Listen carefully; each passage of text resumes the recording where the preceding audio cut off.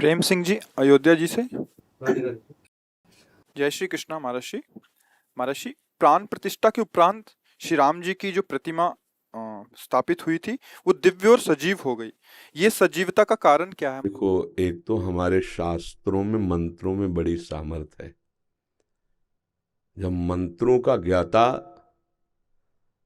उस श्री विग्रह में भगवान का आवाहन वेद मंत्रों से, वेद किसी के द्वारा रचित नहीं है, ये अपौरुषेय है, स्वयं भगवान वेद के रूप में प्रकाशित है। तो जो मंत्र वेत्ता, त्रिकाल संध्या करने वाला, ब्रह्मणत्व से युक्त, जब ब्रह्म ऋषि आवाहन करता है मंत्र से, तो भगवान जो सर्वत्र विराजमान है वो वहाँ प्रकाशित हो जाते हैं। हृदय में भगवान सबके विराजमान है ना, तो पर प्रकाशित तो नहीं है ना।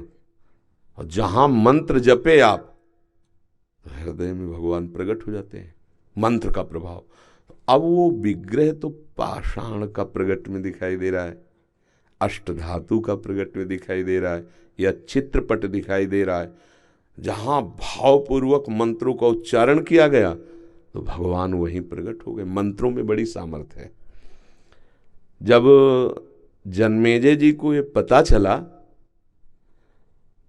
कि हमारे पिता को मारने वाला ये तक्षक सर्प अभी भी जीवित है और पिता हमारे पधार गए, तो धिक्कार हमारे जीवन को, अगर वो जीवित रह जाए तो मैं सर्पेष्ठी यज्ञ करूंगा और उसका आवाहन करके यज्ञ में भस्म करूंगा। तुम्हें मंत्रों के प्रभाव की बात बता रहे हैं तो समझ जाओगे। बड़े बड़े ब्रह्म ऋषियों ने मिलकर सर्पेष्ठी यज्ञ की, उसमें सर्पों के नाम लेकर आहुति दी जाती थी। जब ये पता चला तक्षक नाग को, तो देवराज इंद्र उसके मित्र थे, तो देवराज इंद्र के सिंहासन के पावे में लिपट गया हो कि मेरी रक्षा करो। जन्मेजय जी ने कहा कि हजारों फड़ वाले सर्पों को तो भस्म होते हुए मैं मंत्र से देख रहा हूं, जे भी जिस सर्प का नाम लिया जाए स्वाहा, सीधे आके यज्ञ कुंड में भस्म हो जाए। हजारों सर्प, लाखों सर्प, बड़े बड़े विशाल, ये तक्षक क्यों नहीं आया? तो उनका महाराज, तक्षक इसलिए नहीं आ सकता कि देवराज इंद्र के सिंहासन के पावे में लिपटा है। बोले ऐसा मंत्र नहीं कि सिंहासन सहित स्वाहा हो जाए। बोले आप आदेश करो, देवराज इंद्र सहित सिंहासन सहित तक्षक अभी। तो उनका हमारा आदेश है, यजमान का आदेश। मंत्रवेत्ता ब्रह्म ऋषियों ने जे ही मंत्र पढ़ करके, तो देवराज इंद्र तो कूद गए सिंहासन से, पर सिंहासन में लिपटा हुआ तक्षक ऐसे मड़रा रहा था। आस्तिक नाम के जो एक ब्रह्म ऋषि हुए, ये भांजे थे वासुकी नाग के, उन्होंने देखा कि तक्षक चित्कार मार रहा है, तो भांजे थे सर्पों के, वो तत्काल उन्होंने कहा तिष्ठ तिष्ठ, वही रोक दिया। और जन्मेजय जी से कहा कि मैं भिक्षा मांगने आया हूं यज्ञ में, और मांगने वाले को यज्ञ में ना नहीं कहा जाता, ये आहुति मुझे प्रदान कर दो। वैसे यज्ञ बंद हुई। देवराज इंद्र सहित स्वाहा, अगर वो रोक ल देते, ल कूद ले जाते उसी में। द्रोणाचार्य जी ने मित्रता की द्रुपद से, तुम्हें मंत्रों की बात, द्रुपद से, द्रुपद जी ने कहा कि जब मैं राजा बनूंगा और कभी आपको आवश्यकता हो तो आप आ जाना, क्योंकि आप ब्राह्मण हैं, ब्रह्म ऋषि हैं, और मैं राजकुमार हूं। दोनों गुरुकुल में पढ़ते थे। बिल्कुल सारांश में बता रहे। द्रुपद राजा बने पांचाल देश के।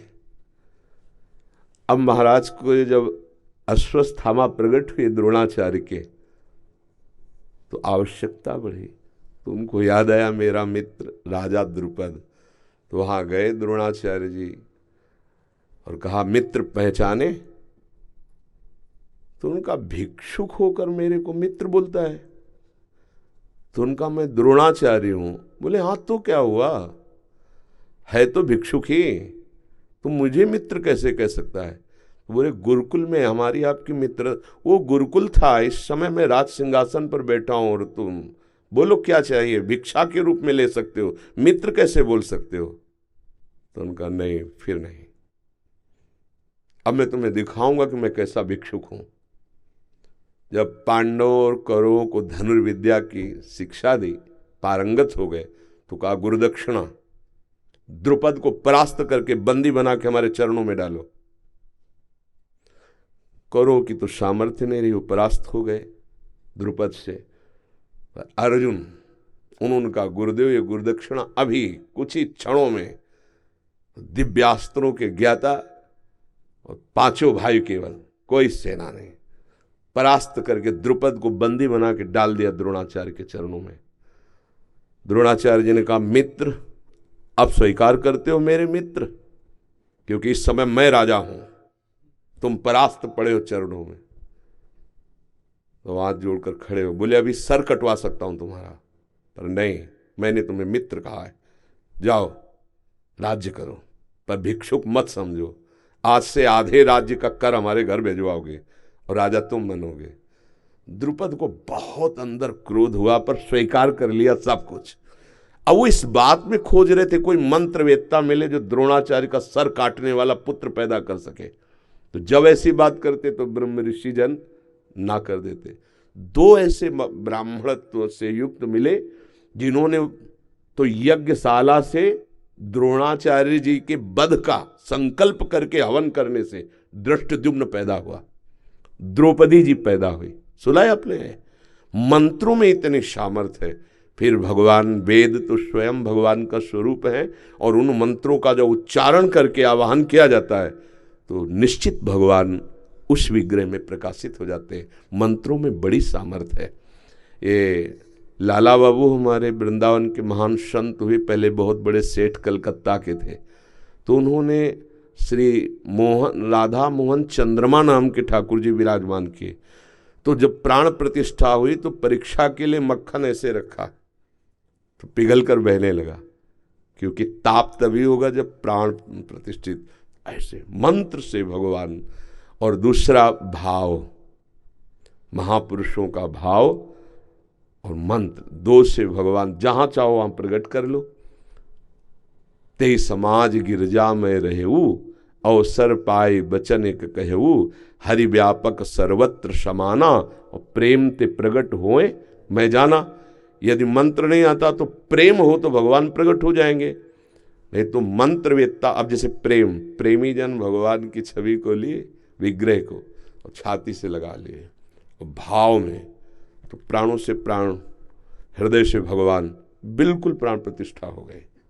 जैसे महाभागवत प्रेमी जन, जैसे मीरा जी, मेरे तो गिरधर गोपाल, तो साक्षात गिरधर, पूज्य राधा बाबा छवि में ठाकुर जी, साक्षात वहाँ प्राण प्रतिष्ठा भी मंत्रों द्वारा नहीं कराई, भाव द्वारा। अब जो मंत्रों में और भाव में भी एक दो भक्तों के, असंख्यों भक्तों के भाव जुड़े हुए है। जो दशरथ नंदन प्रभु राम जी हैं, चाहे जिस भाव के हो, लेकिन जुड़े तो है ना, हमारे ही तो प्रभु है ना। तो सबके भाव और मंत्रवेत्ता महापुरुषों का, एक से एक महात्मा, आप क्या समझते हो? कौन सा महात्मा किस कोटि का, आप क्या समझते हो?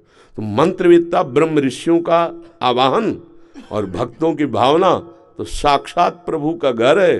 प्रभु वहां तो थे, वो प्रकाशित हो गए उस विग्रह में। कोई आश्चर्य की बात नहीं। समझ पा रहे आप?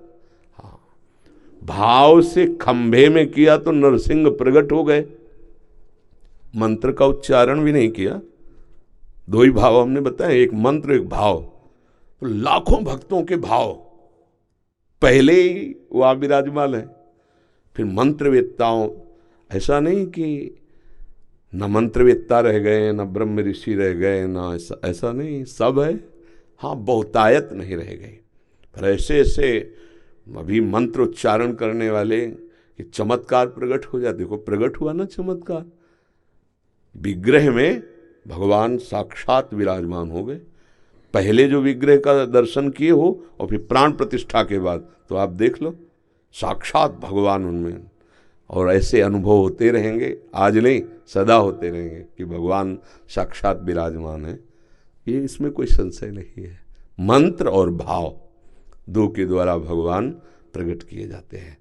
जैसे हृदय में भी जो मंत्र नहीं जप रहा, नाम जप नहीं, जिसके भाव नहीं, तो भगवान भाववश्य भगवान जहाँ कहीं भी देखो। ये तो श्री भगवान की प्राण प्रतिष्ठा हुई। धन्ना जाट का नाम सुना है?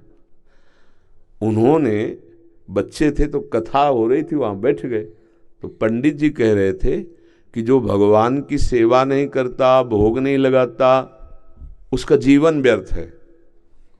9 किशोर बालक थे, ये बात बैठे भगवान की सेवा। तो एक दिन पंडित जी कथा के पहले वो अपने ठाकुर सेवा करते तो वहाँ पहुँच गए, देखा ठाकुर सेवा, वो रोने लगे, हमको भी ठाकुर जी दे दो, गुरु जी हमको भी ठाकुर जी दे दो। उन्होंने देखा बच्चा है, ठाकुर जी की बात कह रहा है। उनका कथा के बाद 7 दिन कथा हो जाने के बाद वो इंतजार करते, 7वें दिन वो सब अपनी सामान बांधे और घोड़े पे चलते थे उस समय। तो वो रास्ते में पीछे गुरु जी आप कह रहे थे भगवान दे देंगे कथा के बाद। तो उनके मन में दया आई कि बच्चा है क्या, तो अपने शालिग्राम भगवान विराज को भांग का बट्टा, भांग खाते थे तो वैसे बोले तुम्हें छोटे ठाकुर चाहिए कि बड़े ठाकुर? तो बच्चे थे, उनका बड़े ठाकुर चाहिए, तो भांग का बट्टा दे दिया। अब देखो कुछ नहीं, भांग बांटने वाला, बस वो भाव कर लिए ना मेरे। अब गरीब घर में थे तो बाजरे की रोटी, माँ 1-2 रोटी ऐसे ठाकुर जी को, और उन्होंने बताया था कि सेवा कैसे करोगे, बोले नहा के नहला देना और पवा के पा लेना। वो समझते थे ऐसे। और वो बालक उनका पाव 1 दिन 2 दिन 3 दिन 4 दिन ठाकुर जी हाँ वो हठ कर लिए, नहीं पाए स्वयं। जब हठ करके कि हम अपने प्राण त्याग देंगे लेकिन बिना आपके पाए हम पाएंगे नहीं, तो वहीं प्रभु प्रकट हो गए। भांग के बट्टे से भगवान प्रकट हो गए, मित्रवत धन्ना जी के साथ खेलते भगवान।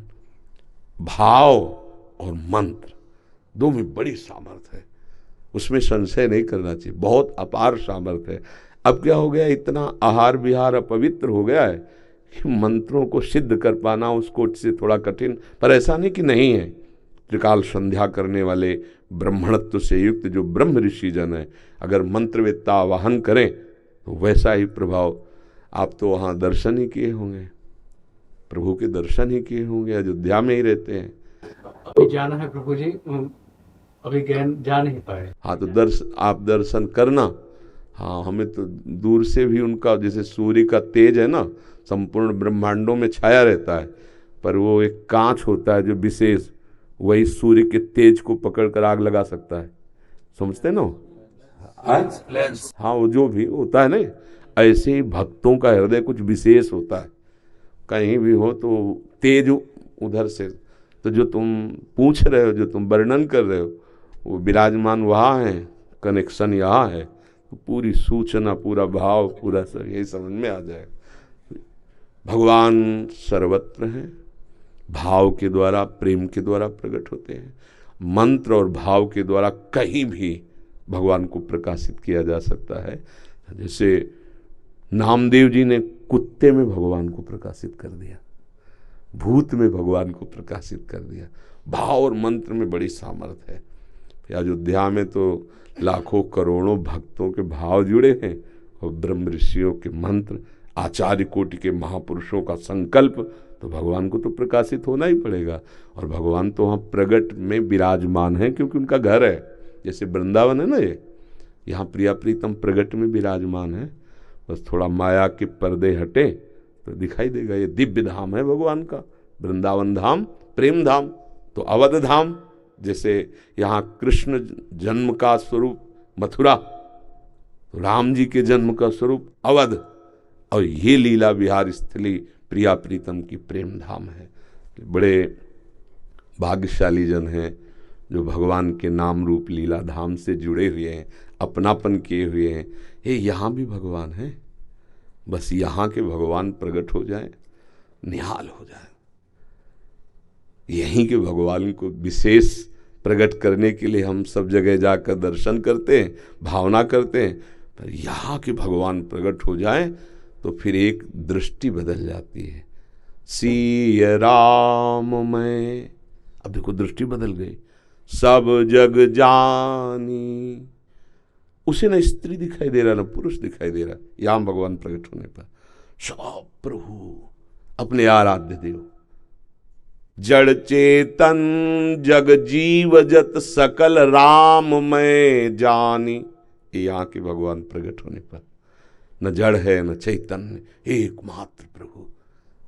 कैसा परमानंद होता होगा उन महाभागवतों को जो सब में भगवान का दर्शन करें। जैसे मंदिर में जाके दर्शन करते हैं, ऐसे सबके हृदय मंदिर में भगवान विराजमान। पर्दा हटा माया का तो भगवान सबके अंदर बैठे उस महापुरुष को दिखाई देते हैं। भाव और मंत्र में अपार सामर्थ्य है, इसमें कभी संशय न करें। ठीक है।